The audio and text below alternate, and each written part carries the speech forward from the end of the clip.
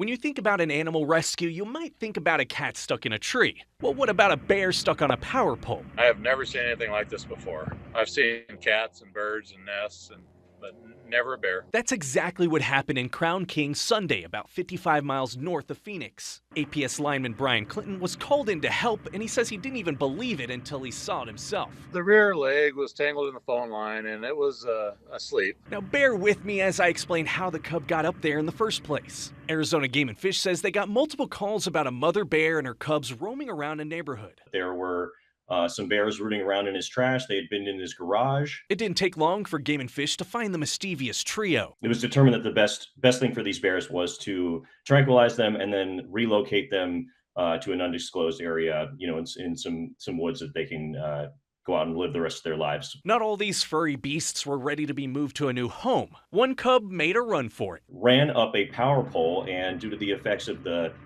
tranquilizer, promptly fell asleep up on top of the pole there. This is where Clinton and his bucket truck come in. Turns out APS is trained to help rescue people stuck in similar situations. But there's a big problem. What happens if Yogi Bear's cousin over here wakes up from its not-so-comfortable nap? We talked about it, and we discussed the best way to remove it.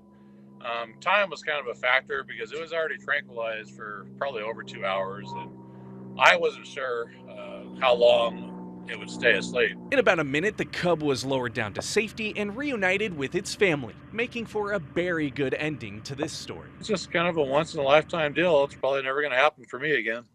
You like the puns throughout that whole thing?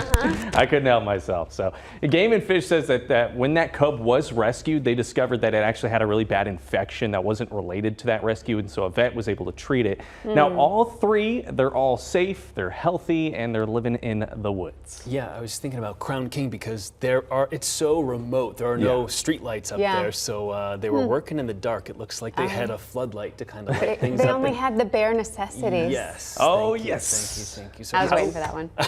How do they figure out if a bear has to be relocated? Because it's in the mountains. That's where the bears live, right? Yeah, so that's not really a big problem we have here in Phoenix, but up in the higher country, anytime these bears get a little too curious, a little too sort of bold and go into neighborhoods sniffing through trash and feel that confidence, that's when Game and Fish makes the move to relocate them to another part of the state.